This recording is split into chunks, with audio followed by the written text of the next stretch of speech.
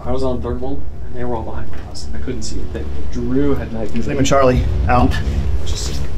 Okay, SIGINT came in. Got a Frago, so listen up. It's a bit complicated, but I think we got this. So with us being a Crusader, we are going to head to LZ Echo 1. They're going to take us to Delta 1, and from there we are going to take the hardball northwest to 141163. OBJ is a red munitions depot. Slant is 1000, so clear by fire, every house in the GRG. LOA is the first northbound hardball, at which point we back clear for SSE. And by 0400, we Charlie Mike to Cobra, exfil via Mike 1, that is Mike 1 at 1100. All right, guys, just remember, QRF's Winchester per their last lace. They'll be ready at 05, but right now they're black on everything. Okay, copy that.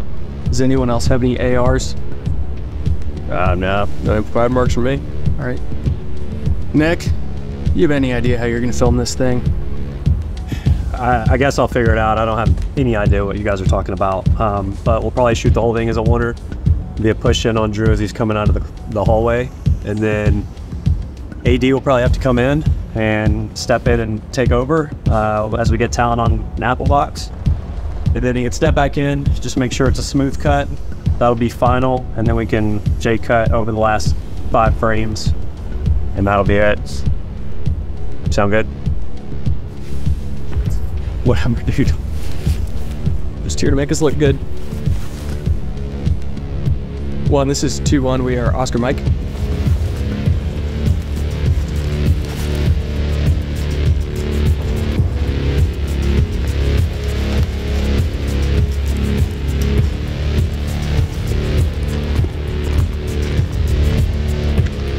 Effective communication is all about efficient communication. And in every single profession, there's lingo that people use that to outsiders will be very confusing and just weird. But within that community, it makes things so much more seamless in terms of communicating ideas and thoughts and actions. I mean, after all, why say a lot word when few word do trick? Yeah, look at doctors or nurses when they're fighting to keep someone alive. They're using very specific, brief terminology that everyone in the room who's doing the work understands exactly what they're saying in a condensed version. And the same is true for the military. They're using 3-letter acronyms, they're using the phonetic alphabet, and a whole ton of lingo that from the outside doesn't really make sense. But when you're working with gunfire, highly stressful environments, and time is of the essence, that lingo and those acronyms can save someone's life. So today we're going to be going over those military acronyms and terms and lingo that we think actually apply to prepared citizens. Between me and Josh, I think we can cover most of it, but we've also got Jonathan here who spent some time doing this. Yeah, so spent 8 years in the Army. Coming back to civilian life, I realized that most people had no idea what I was saying half the time. I had to change the way I spoke. But getting back into the training thing, a lot of those concepts and that brevity when you speak is really important to convey the proper information in like a timely fashion. And then of course the question, that's great, they have their own lingo, but why should I, just a regular fella, actually care about the lingo and terminology used by other people? Well, a couple of reasons. Number one, when you actually learn how people speak and what it is they're saying, man, you can pick up a lot about the subculture, what their goals and requirements and needs are. Next, there are generations of wisdom invested into these kinds of terms. And finally, because learning how to actually communicate in very stressful environments can be difficult, so let's learn what we can from people who do it best. Without further ado, acronyms that you should know. Guys, you get to watch content like this for free every week because sponsors make it possible. So first and foremost, an acronym for you, LBE. Load bearing equipment. It's typically a chest rig or a harness like this that's actually designed to carry all of your mission essential gear. Now this one I got from Wetworks. They've been a sponsor of ours for a little while now. I've been playing around with this chest rig. It's starting to become one of my favorites. If you're looking for a good chest rig that can be built out, I know Drew has the other option that's just closed on the front. LBE from Wetworks. Man, oh man, they have some pretty stellar stuff. You can customize it the way that you want it. If you want to carry a ton of ammo or just a little bit, man, the world is your oyster, but you gotta have a good baseline of LBE, and Wetworks is our go-to. Next would be NODS, or night vision. We get our night vision, and we have for years, from Steel Industries. They have phenomenal customer service, and the equipment that they sell, from Night Vision, 2 lasers and helmets, is second to none, so go check them out. Finally, ATAC. While there is a system called ATAC, it's starting to become a term that covers a multitude of things, which is really just a mapping system, a mapping and tracking system for you and your friends. Now, I don't necessarily need to know when my buddy shot his gun, which ATAC can do, but a cheaper and more efficient system for civilians would be Onyx Off-Road. So what I can do with that is I can breadcrumb my way up a mountain if I'm hiking, biking, or driving, and my friends can see, hey, he went up this way, I know exactly where he is, and if I lost cell service, they can still follow me out there. So go check out Onyx Off-Road. With that, let's get back to the video. All right, guys, the first one may not be the most frequently used, but we want to use this opportunity to encourage you guys. So the first set that you need to know is FMP and or FTX. Now, someone may see us in all this military equipment with stuff on our face and be like, ah, they're just LARPing.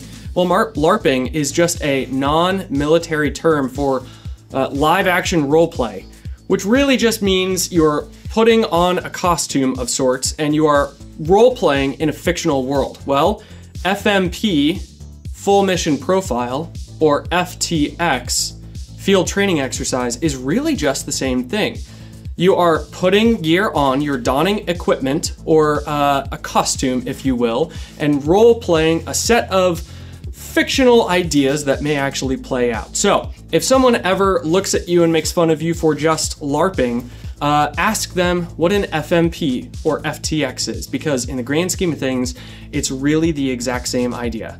Now, we may not be hitting each other over the head with swords and walking around in chainmail. Nope, we're using very modernized equipment, but the idea of role-playing in a fictional world is exactly what training is. So, FMP and FTX. Now, there's a handful of lists that you do need to know that they're fairly quick, so we're gonna speed round through those. All right, AO, which is area of operations. Very simply put, it's just where you're doing the thing. TL, which would be your team leader, the guy who's in charge of your fire team, which is usually made up of about 4 to 5 guys. ROE, rules of engagement. What are the rules to shoot or not shoot? Infill, which is short for infiltration. It's just how you're getting to the objective. Exfil, it's how you're getting out of there. OM and CM, Oscar Mike and Charlie Mike. Oscar Mike would be on mission, we're stepping off and we are on the way. Charlie Mike would be maybe we had a hiccup or maybe we have a follow on to our mission, but we are continuing mission. Oscar Mike and Charlie Mike. Lima Charlie, usually given over the radio, means loud and clear. RT, actually, hey, bring that camera down. Tom Cruise angle made me look taller. There you go. RTB, return to base. It basically just means it's time to go home. SA, shorthand for situational awareness. This could be a reminder for someone to get their head up, get their mind right, start paying attention to what's going on. It also could be a request. Hey, we need some SA on the guys across the street. TRP, or target reference point. So this is used as a short code for a location so that everybody can very quickly understand where you're talking about. So a TRP should be a large object or an area that can be seen from a drone, in person, from a vehicle. For example, a water tower. You typically would number your TRPs. So instead of coming on the radio and saying, hey, you know that water tower in the middle of town, we're to the east of that, so just, to the east of the water tower. You could just get on the radio and say, east of TRP1. LPOP, listening post and observation post. An LP is where you would listen to what is going on around you. OPs, that's where you can be hidden and watch things from a distance, watch important areas or choke points. It can also just be at a local coffee shop, depending on what you're doing. So we've actually done a whole video on OPs to get you started practicing how to make those and what to do while you're in them, so check that out. OBJ, shorthand for your objective. All right, GRG, which is a gridded reference guide. Essentially what this is an overlay that you can put onto a map to display information, and it's almost always done on a map with a military grid reference system. So think putting important places and writing those down on a map. Next we have SOP, which is Standard Operating Procedure. This is a very broad spectrum, a broad view of how you do a routine task, and it has to be written out so everyone is on the same page. TTP, which is Tactics, Techniques, and Procedures. is very similar to SOPs, but it's usually in a much more individual or smaller scale. It's how you're going to do a certain task, or how your unit or group has decided to do a certain task, like say clearing a room. MET-TC. Well, really this one just depends on a lot. Really it comes down to MET-TC. And it's the excuse that's often given by YouTubers who don't really know what they're talking about. So I guess you could say it's kind of MET-TC.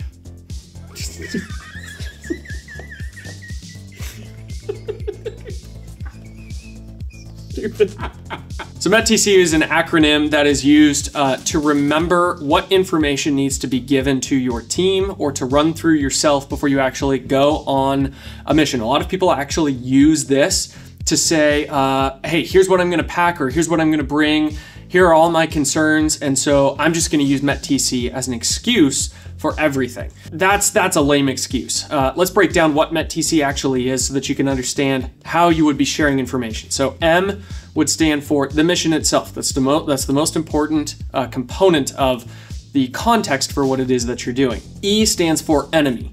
Now, this is the most concerning aspect that could delay or deny the mission itself. T stands for terrain, and typically we have weather looped in with terrain as well. It's just understood. The next T would be time. How much time do we have to actually pull this off? Do we have hostages that are going to be killed at the end of this if we don't get there on time? You have to have some time constraints. Third T, which would be troops. How many troops do we have at our disposal, or maybe how many are needed in order to execute this mission? And then the C would be civilian considerations. So civilian considerations would be people in the area who are not there necessarily to disrupt, but may disrupt what it is that you're doing on your mission. What are we doing with these civilians? Are there concerns around them? Do they have dogs? Are they awake at the time when we're going to be operating? So on and so forth. So MET-TC, as much as it gets memed on, is actually very important when it comes to decision making. This can be decision making when it comes to your gear. It can be decision making when it comes to what you're actually going to go out and do. So once you internalize MET-TC and you've memorized what it is, it's a really good checklist to run through as you're trying to make a decision about something. OPSEC, PERSEC, and COMSEC. SEC in all of these cases stands for security. So you have operational security, you have personal security, and you have communications security. So in everything that the military does, they're always considering their own security. And when it comes to OPSEC, the operational security, you don't want your enemy to know that you're going to be leaving on a helicopter at a certain time, flying a certain route, heading towards someone's house.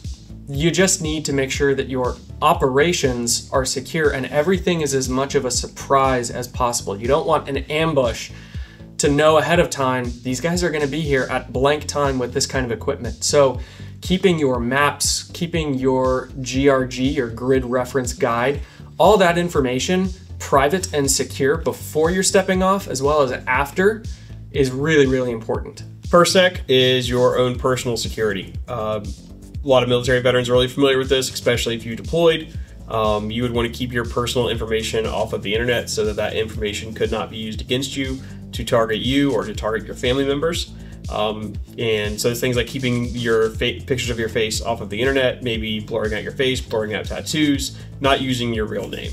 COMSEC, communication security. This is where, you know, in everyday life you may use VPNs, you may use Signal Chat, because it's more secure than just a regular text message service. Also going back to the example we used earlier with TRPs, you know, if you were to say over the radio, hey, we're at the water tower, well, if you're saying we're at TRP 1, then someone listening in doesn't understand what you're talking about. So using brevity codes and things like that goes a long way. It's not just about the technology, it's also about what you're putting over the technology. You can also take it a step further with Faraday bags. The military uses Faraday bags for a lot of stuff, especially for sensitive equipment and for anything that might be emitting those signals. So we have Faraday bags that we use for a plethora of things, even just as normal people. This is a big one from Silent that we have been putting through the ringer. It's never a bad call to protect your stuff, even in the most extreme fashion with a Faraday bag. So what does this look like for a normal person? Well, let's take me and my family, for example. Okay, so our OPSEC would be, I am not going to post on social media when and where, or even if we're going on vacation somewhere, especially not before we go, right? I'm keeping the operation of our vacation a secret. As far as PERSEC goes, personal security, I don't post I don't ever let my kid's face be seen on social media. First of all, there's a lot of bad actors that already try and do things with images of children, and I've seen that happen. And so I protect my kids, I protect their privacy. They don't have a choice in the matter, so why would I expose their face to the world? I don't want to set them up to be a target. Now, I have broken my per sec on this channel several times because I've mentioned that I have 4 dependents. The moment you add in a single dependent, or in my case, I have 4 dependents, but you don't know their names, you don't know their ages, and I'm gonna keep that stuff a secret because of personal security. You also don't know what those 4 dependents mean. I mean, maybe it's my wife and 3 kids, or maybe it's my 2 wives and 2 kids because I live in Utah, and you don't know. So I keep it a secret. Maybe it's my 3 wives, maybe it's my 4 wives. As far as our ComSec goes, I don't give out my personal email address to people. Not my company one, I use my company one, but I don't give out my personal one. I also don't give out my personal phone number to too many people. I have alternate phone numbers through an app that I can use to communicate with strangers or to communicate on, Facebook Marketplace, things like that. So I can't be contacted. I also use Signal a lot just to talk about things that I don't want any bad actor to try and pick up on. It's not super complicated, it's super simple, and it just becomes a way of life when you do these things. All right, so we had security for ourselves, but what's the inverse? The inverse would be humant, as in human intelligence, and SIGINT, as in signals intelligence. So human intelligence would be something like, we captured a prisoner and I'm able to get information out of them. Or maybe you're actually trading security for that person and their family in order for them to rat on their friends. It also could be talking to the wife of someone who learned that information because she's trying to get away from a bad spouse. If you're getting information from a human, it's human. Then there's signals intelligence. So signal intelligence is they aren't using good comms.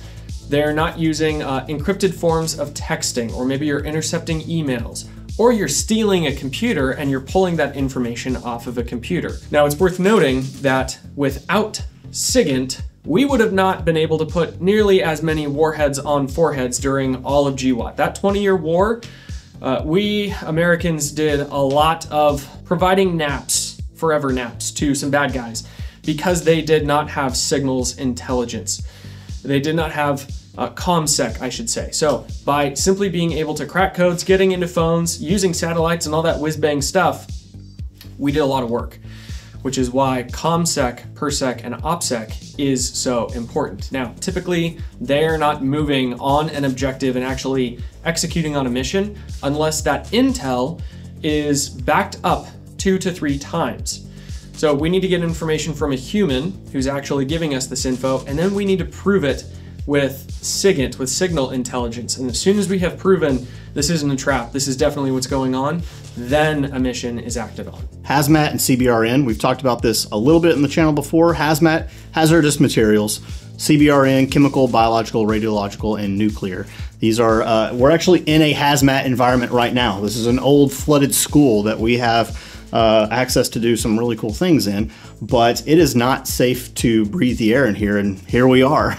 There are symbols, which are essentially brevity codes in a way, on a lot of tanker trucks that you may see driving through your hometown away from an industrial site that signify what hazardous material is being carried on this, whether it's chemical, biological, radiological, or nuclear, so that when something happens and there are responders to that, they know exactly what level of CBRN to bring to the table to solve the problem. So it's helpful to know what CBRN threats or materials may be around you and where you live. And the equipment you use to protect yourself from this kind of stuff is called PPE.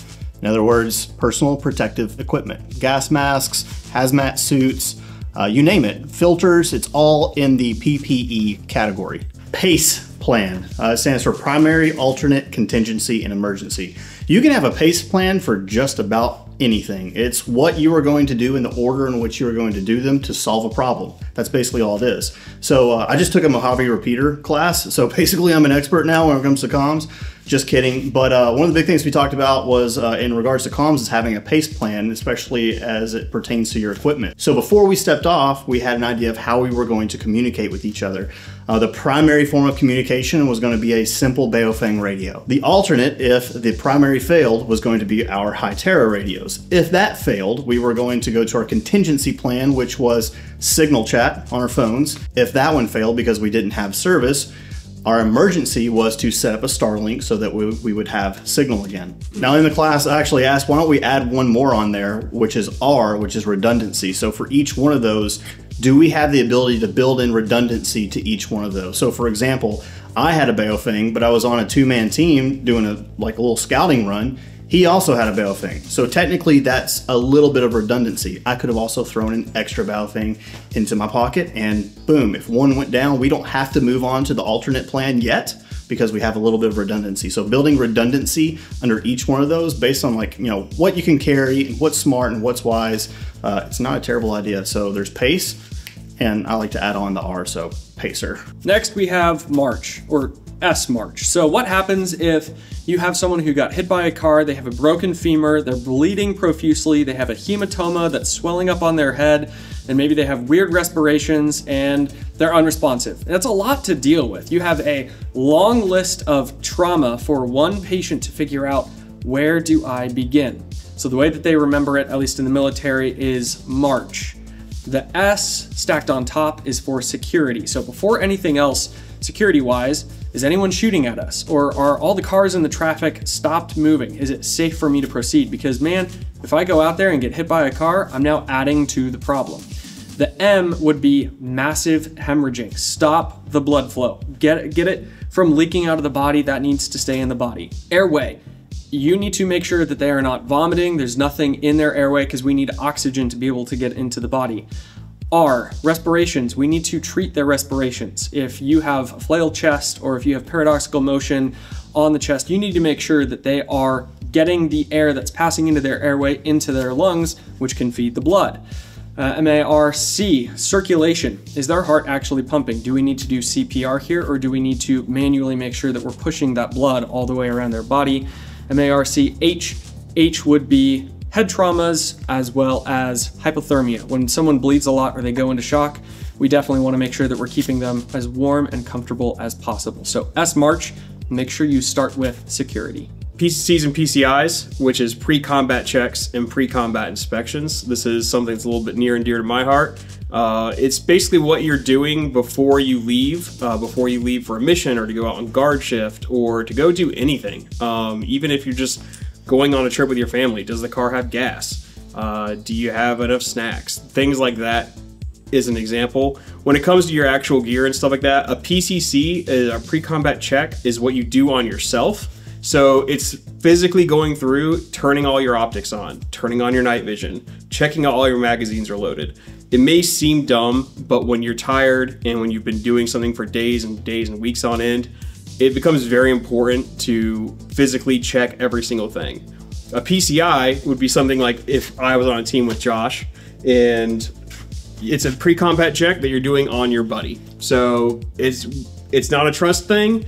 It's just ensuring that everything is where it's supposed to be and that everybody has what they need. So you physically come and touch their equipment. You go and check, are their magazines loaded?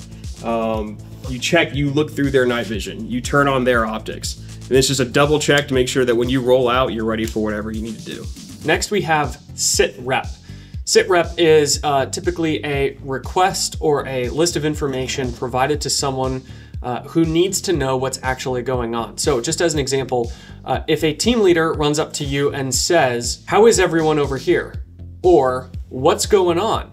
Or "Does anyone need anything?" All of those terms mean something fairly different. So having a uniform way of asking specifically, "Here's what I'm asking you, give me a sit rep," clarifies what that person is asking. And then you can have SOPs based around how you are responding. Typically, a good way to respond is through something like a ACE report or a LACE report. They're kind of the same thing, but an ACE report is reporting on you and your team's ammunition, casualties, and equipment. The L would stand for liquids, which sometimes gets looped in with equipment. So an ACE report may be ammunition, 50%, casualties, 0, equipment, 75, radio and drone batteries were just changed out. So now I'm giving someone a list of how we're doing and what we have, and you may tack on there I have some amplified remarks. So-and-so sprained his ankle. He's able to move, but we're not moving as fast. So a sit rep is just a good way to clarify, I am asking you for something specific, and you can have SOPs on how to respond specifically to that request. And instead of using numbers or percentages for your ACE or LACE report, some people resort to using colors. So this falls back to medical terminology with toe tags. So if someone is doing great, they're doing just fine, they're in the green. If someone is not doing very hot, but they're actually still up and functional, that would be yellow. Red would be, we're in a danger zone, and black would be dead. So if you hear someone say, I'm black on ammo, or I'm black on my radio batteries, they're referring to the color code, which denotes 0. I'm empty. If I'm green, I'm good to go. All right, now we move on to the COA family of acronyms, which would be MD COA and ML COA. So that is the most deadly course of action and the most likely course of action. These are things that you use often when it comes to decision making, when it comes to risk assessment, to understand what is the most deadly course of action that the enemy could take. We're going to go down this road, they could blow us up, shoot us, etc. What's the worst thing that could happen? And then you want to balance that with what the most likely thing that's going to happen is. So you can base this off of past experiences, what you know, what you gained through human and SIGINT about the enemy, to know what the most likely course of action is going to be. All right, for the last acronym, very fittingly, is AAR, which is the After Action Review. This is something that's really important to do, especially when you do training, when you do any kind of event. All an AAR is looking at what was supposed to happen, what actually happened, and what you can be doing better next time. And doing this in a formalized setting where everyone actually sits down and consciously does the AAR together is the best way to disseminate lessons learned and try to improve and not make the same mistakes twice. Finally, guys, we have the phonetic alphabet. So why does the military use terms like alpha instead of A? Well, because with radio chatter, if there's a lot of gunfire going on, or even someone's using a chainsaw right next to you, A sounds an awful lot like 8. B sounds an awful lot like E. And so, you know, when you're talking to the DMV over the phone and you're having to spell out your driver's license number or something like that, having a phonetic alphabet to fall back on and be able to say A as in Alpha, B as in Bravo, C as in Charlie, so on and so on, is really, really helpful. Now, make sure that you actually know some of these terms and jargons, because you don't want to be the guy who's saying something like T as in tsunami, G as in gnome, because as soon as you say alpha, it's not mistaken for apple, it's not mistaken for anything else that kind of sounds like it. Alpha sounds exactly like alpha. So when there's uniformity in all of these things and you're looking at a grid reference system on a map, you're trying to relay where you are or what it is that you need, how many casualties you have. When you know that system and are able to communicate clearly, it just makes everyone's life so much easier. And the only thing about going to college is you might get wrapped up in the whole fraternity scene, and while you're being hazed by holding a match upside down while it's lit and you don't want your fingers to burn, you have to recite the Greek alphabet. You learn stuff pretty fast. Alpha, beta, gamma, delta, epsilon, zeta, eta, theta, iota, kappa, lambda, mu, nu, xi, omicron, pi, rho, sigma, tau, epsilon, phi, chi, psi, omega. Well, oh man. Hey buddy, hold on, camera. I was homeschooled. You really gotta let go of that trauma, okay? Okay, all right. All right. Now to wrap all this up, one of the things that we always try and do here at DC and just in our personal lives is bridge the gap between communities. And this is one that can kind of bridge the gap between prepared citizens and prior military and veterans. I think a lot of us as civilians, we miss out on a lot of the efficiency of military communication that has just been honed in and put through the crucible over time to be so good and efficient. And truth be told, in a team environment, it's always going to be helpful to understand what someone with prior service is saying to you without having to ask clarifying questions. Although you should ask clarifying questions if you just don't know what they're talking about. But we hope that this kind of like sets you up to memorize these things. You know, your average grunt or your average infantryman, they actually have a lot of knowledge and wisdom that we can benefit from, way more so than even special operations. I know those are cool guys, you know, they're masters of their craft, but your average infantryman or your average grunts, like the stuff that they understand, the stuff that they have lived and breathed for years, it's very practical, and I would say even more practical than some of the more specialized roles within the military. And this is the language that they speak. So it's helpful to know it, it's helpful to learn it, and to implement it into what you do. And to all my fellow military veterans out there, Don't use acronyms and jargon as a way to gatekeep information or to make yourself sound cool. Take the time to explain to the people around you, to the people you're training with, what those acronyms mean, how to use them properly, in a way to make you all more capable together. Finally, guys, there's a lot of acronyms that we were not able to get into this video, things like salute reports or pick 'em deep. But you gotta remember that when you do start to learn some of these acronyms, you also start to pick up on some SOPs and TTPs, and thus you learn a lot about how something is done or what the rules are to, let's say, emplace machine guns, when you learn what pick 'em deep actually is. And just by reading on your own and figuring those things out, you could in theory make a whole video coming up in the near future about how to emplace machine guns based off of pick 'em deep. You get where I'm going with this. Now, if there are any other acronyms that we haven't actually mentioned here, please throw them in the comment section and help educate everyone else as well. Also, we also need to thank Jonathan. Dude, thanks for being here. How can people find you? Because you're also a good wealth of information. Yeah, so most people find me on X or Twitter. It's at Havoc21. And then I do have a website, havoc21.com. It's just where I host the articles that I post, so you don't have to scroll through my Twitter feed. Awesome. Cool, guys. And if you want to support us, you can check out our website. We do have some merch, from hats to some products that we actually like, and you can go check us out there. And also Patreon.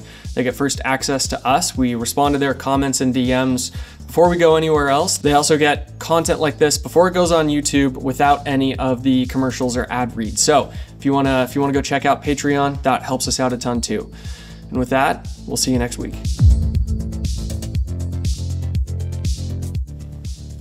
I'll be that. Out. All right, we got a Frago. 1, 2, 3, ABC. This is the deal. Ba ba ba ba ba ba ba ba ba ba ba. Ba ba ba ba ba ba ba ba.